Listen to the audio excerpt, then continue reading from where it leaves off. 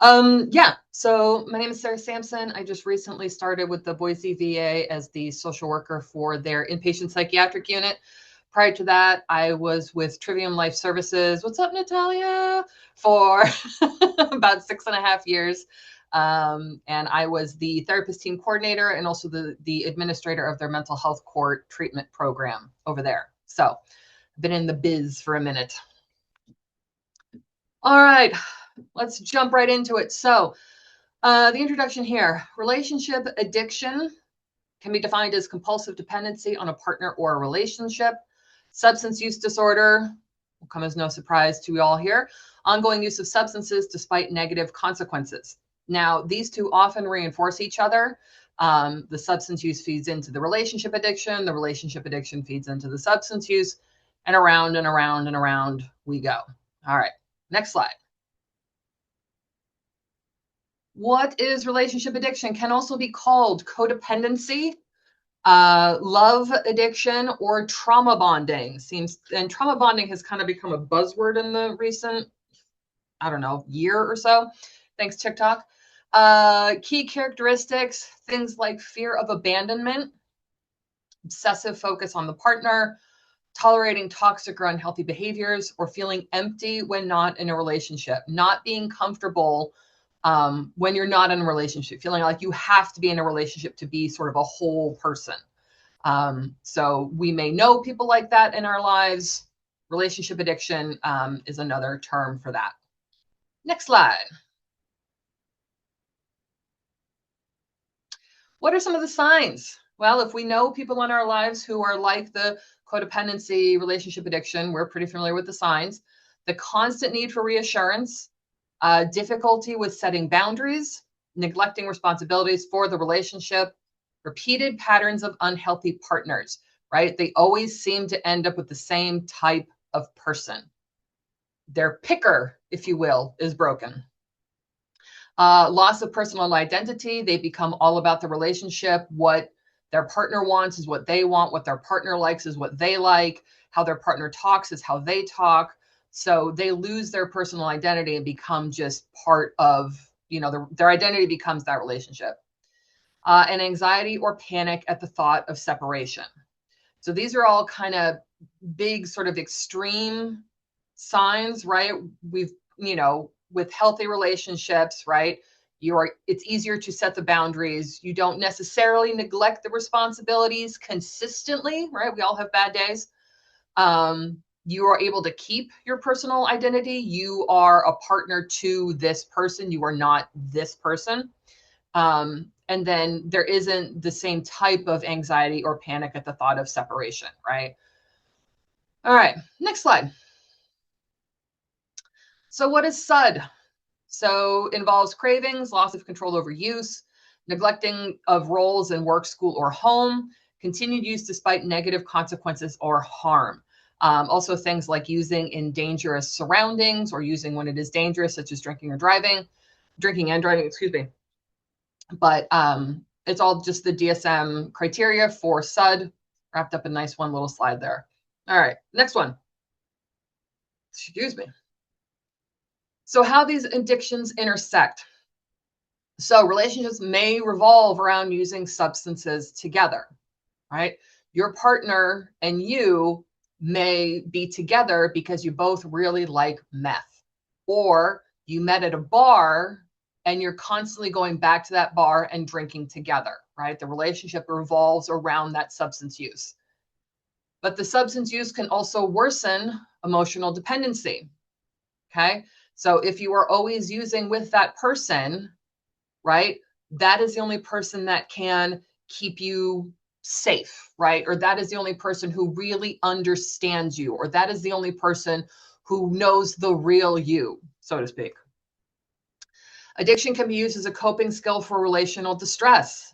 Yes, right? If the relationship is not going well, or if the relationship is not going the way that you want it to go, right, then that's where, substance use can come in to numb those feelings or try to forget those feelings or just not deal with them. But both of these can stem from similar root causes. Now, they don't have to stem from these causes, but they can.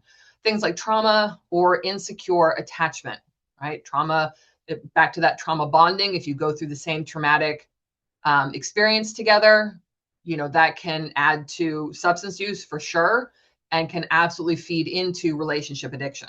So they can come from the same, similar, root causes. All right, next one. I'm trying to keep an eye on time here. Okay, so the cycle of co-addiction, which I just thought was a cool name, co-addiction. All right, so it starts with emotional distress. Person is experiencing anxiety, panic, fear, sadness, what have you. They turn to substance use or to their partner for relief. Now, this turning to the partner is different than, hey, I've had a really bad day and I just kind of need to vent. Like, hey, can we just put something stupid on TV and order a pizza because I have just had a day, right? That's one thing versus this is the only person who can make me feel better. Not, I know what makes me feel better and I'm choosing to include this person, right? Pizza and Netflix. This is the only person that can make me feel better, and I won't feel better unless they're here involved with me, whatever. Now, this can lead to temporary relief, right? As long as the partner is around or as long as the substance is active in the system. But then that turns to increased guilt, conflict, or instability. Now, the conflict being the partner saying, why are you always, in a mood? Why do you always need me to make you feel better, et cetera, et cetera. Instability as well, which leads to more distress, which brings us back to the top of that cycle and all the way down we go. And that just goes around and around and around. All right, next slide. Shared risk factors between the two people in the relationship. Things like childhood trauma, an insecure attachment, specifically anxious or avoidant. That constant need for reassurance and validation is that anxious attachment. Are you sure you really love me? Are you sure you're not mad at me? You promise you're not upset with me. You promise you're not mad, right? That can lead to that anxious attachment style, right? And avoidant, I'm just not going to deal with it. This is getting too real for me. I'm going to go, right? Low self-worth, because a lot of times people are aware that they're engaging in these behaviors, but they don't know how to stop. And so things like, why do I always end up with such losers, right? Or why do I always need to drink a 6-pack to feel better, right? What's wrong with me? At least that low self-worth. Family patterns of substance use or codependency, right? We learn from what was modeled for us. So if there was substance use in the home, if there was codependency in the home, if there was both, that's what we learn. And we don't know any different until we're taught different, right? And so those family patterns play a huge part. And then finally, any sort of mental health conditions. So any sort of pre-existing anxiety, depression, PTSD feeds into that trauma bonding, feeds into that anxious attachment style, right? So those can be sort of underlying, and then you pile all this on top of it, and you have someone who's struggling with relationship addiction and possibly substance use. All right, next one. Psychological dynamics. Okay, trauma bonding, that buzzword again. The cycles of affection and pain creates attachment, right? The one partner can be maybe emotionally abused by the other partner, right? Or can be, in some cases, physical abuse can sometimes cause these things. Also, if the partnership is going through things like housing instability or food instability or financial issues, right? They bond together because it's us against the world. We're the only ones that can do this, and it has to be both of us, right? Reward systems, both relationships and substances activate dopamine. Now, relationships activate dopamine on its face is not a bad thing, right? Our partner does something nice for us. Our partner orders us our favorite type of pizza and puts on our favorite show on Netflix and has the heated blanket ready to go when you get home, right? That's a good thing. But when you are relying on the relationships and or the substances for that dopamine, that's where it starts to get problematic. Avoidance of emotions, using substances or partners to numb pain. We kind of talked about that. And then enmeshment, loss of boundaries and autonomy. So in enmeshment, the where do I stop and my partner begins just turns into sort of one line. There is no dividing. There is no, these are my morals, rules, and the way that I behave. And this is my partner's moral rules and values. Okay. They become the same. So you really do lose your sense of self with that enmeshment. All right. Next one. The effects of this, of the relationship addiction and substance use, emotional exhaustion, especially if the person is aware that they're engaging in behaviors consistent with relationship addiction. It's exhausting. Substance use, to be an active addiction, is emotionally exhausting, right? So both of these lead to that.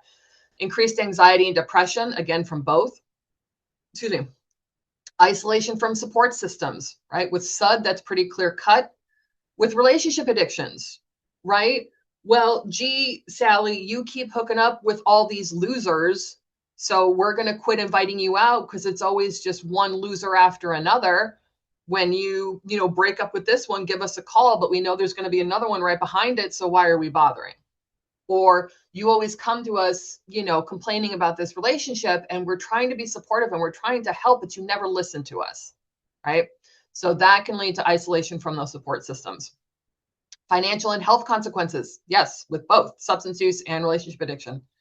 And then risk of escalating substance use, right? Because again, if you are trying to use substances to numb that pain, to forget about that pain, to not deal with it, well, the pain's still there. And the longer you're not dealing with it, the bigger it gets, right? So you're using more substances because the pain just kind of continues to grow. All right, next one. Effects on the relationship. Unstable or volatile communication. Yes.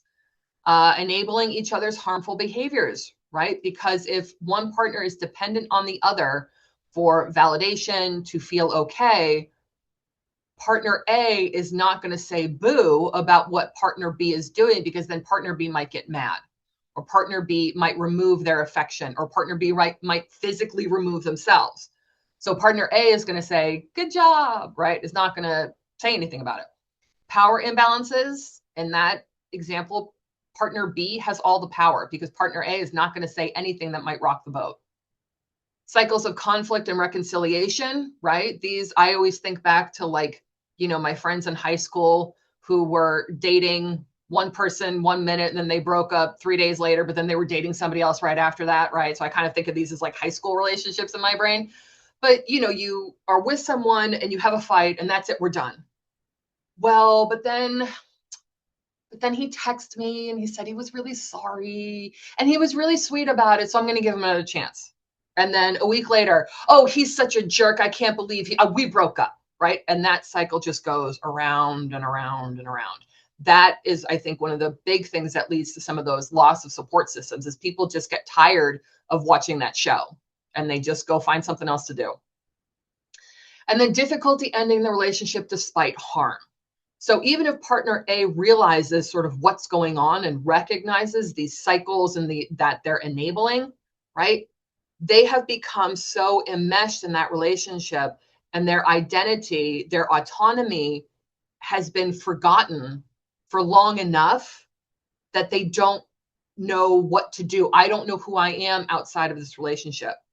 I don't even know what food I like, because we always ate what partner B wanted, and so they don't know who they are outside of that relationship. And that's really hard to get out of. All right, next one. Integrated treatment. So here we go. So what do we do with it, right? We recognize this problem. The person recognizes this problem. What the heck do we do with it? So treating both relationship patterns and substance use. So very similar to treating PTSD and substance use, you have to treat them both at the same time, because as we covered before, they often play into each other. And so if you have someone who, is working on, recovery from substance abuse, if they're in a relationship with a partner who continues to use, right, then, well, soon enough, they're going to continue to use. And so if they're in an addicted relationship and, they're trying to get out of that relationship, well, that can be really, that can be a lot. And so, well, I'm just going to use or I'm going to drink because I just need to deal with this stress, right? So you have to treat them both at the same time. Individual and couples counseling when appropriate, right? And that's up to, I think, the person and the therapist to determine if that is appropriate. Developing healthy coping mechanisms, which, is always a good idea, regardless of what you got going on. Building a strong support network. If you have lost your support network, going out and trying to rebuild those relationships or finding new supports, right? Or finding some, social supports or social groups maybe that you enjoy doing. And then relapse prevention planning. Relapse both for the relationship behaviors and for the substance use behaviors. All right, next one. And the conclusion. Oh, good, I did it in time. Yay. The relationship and substance addiction frequently interact. They do. They really, really do. The root causes often include trauma and insecure attachment. We talked about that. Integrated treatment can break both cycles if you are treating them both at the same time. And recovery is possible with the right support and strategies. Finding a therapist, that you vibe with and that you're willing to work with, finding those social supports, and kind of regaining some of that autonomy and sense of self, right? Recovery is possible for all that. So that's the end. I was really worried I was going to run out of time, so I went kind of fast. All good. Thank you, Sarah. Lots of time for Q&A. So would love to open it up to folks. You can put your questions or comments into the chat. You can also use the raise hand feature. You can also just come off of mute, whichever you would prefer. Anybody who wants to kick us off?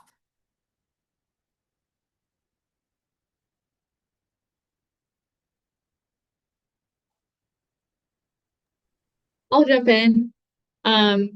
Great presentation. This is actually one of my favorite topics because they are so interconnected and can really play off each other in either a very positive way, oftentimes very detrimental way. So I'm curious, Sarah, your thoughts about someone who's engaging in recovery, and what are some maybe like problems or ways to address challenges, someone who's gaining sobriety and also starting to recognize these maladaptive relationship patterns. In terms of treatment for them? Okay. Yeah, recovery just in general with both. Yeah.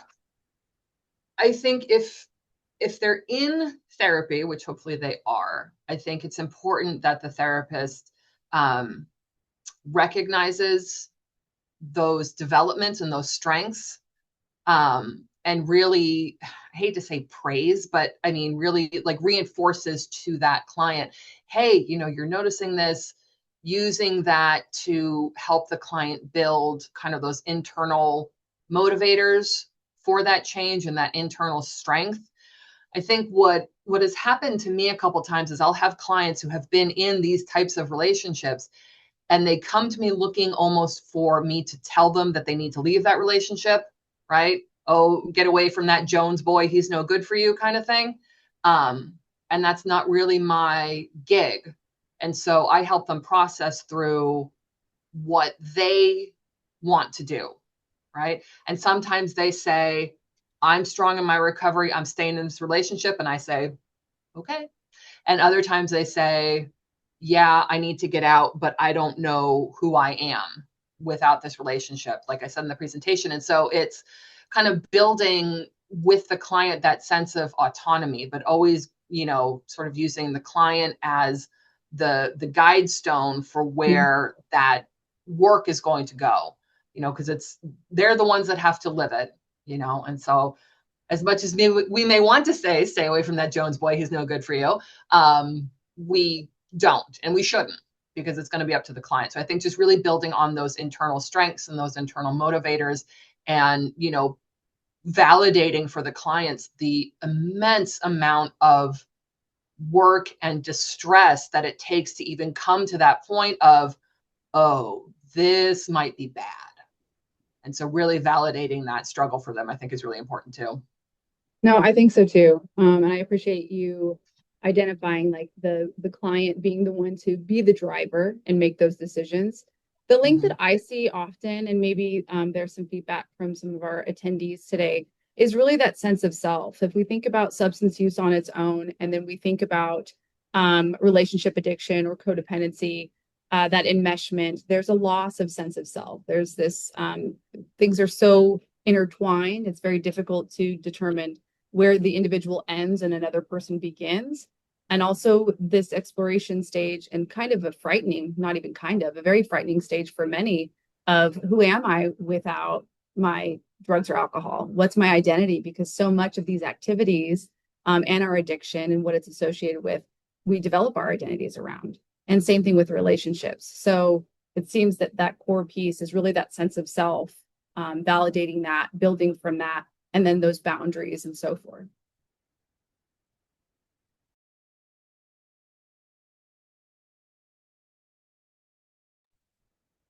Sarah, I have a question for you. I'm curious, when these characteristics of a relationship pop up, with a client, and I'm curious, you talked about couples counseling and individual counseling as part of it. When these characteristics occur, do these relationships ever end up shifting and healing, or are they almost always not going to work out? And how do you communicate that to a client when they're coming in and saying, I want to stay with this person? And does it ever turn into a healthy relationship, and can it? I think the possibility is always there, but I think when you're talking with those clients who, say, I really want to maintain this relationship with my, let's just pick husband, right? I really want to maintain this relationship with my husband, but I'm recognizing that these things are happening. Really working with the client on, I think, accepting that they can only change their behaviors. They cannot change their partner, right? Which it kind of flies in the face of everything they've been living up to this point, right? And so that they can only control their behaviors and their reactions. And if they want to come to therapy, great. I think if couples counseling is to be effective, I think both parties have to be open to it and like willing to show up physically, mentally, emotionally. If you have one, who says, well, I'm only here because my wife dragged me here and she's been nagging me about it for 2 weeks, I don't know that I would have a whole lot of hope for that, but couples aren't really my wheelhouse. So I'm sure someone else can speak more to that. But I think definitely, you work with your client on accepting that you can only be responsible for you, right? You can't be responsible for everybody else. And that's a big hurdle for a lot of folks to get over.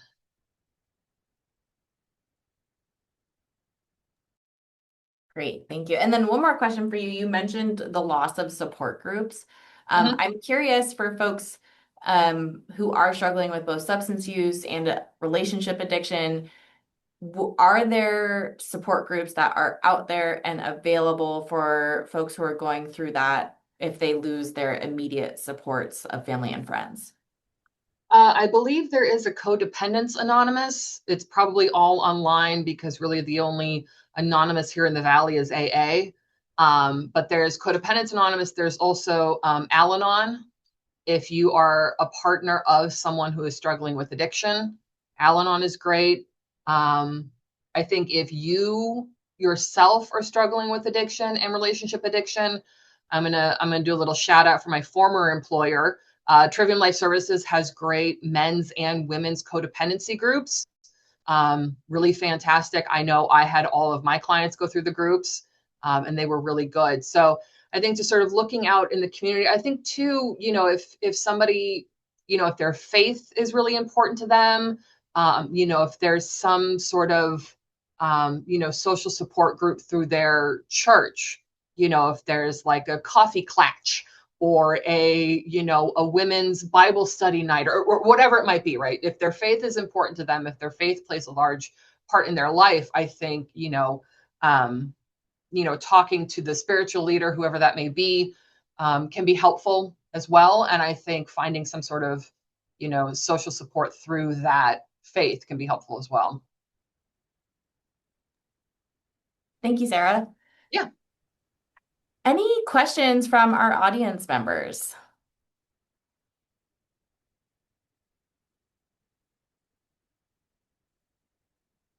All right. Well, Sarah, thanks again for a great presentation. These slides are available on our website, and the recording will be put on there as well. We are going to pivot and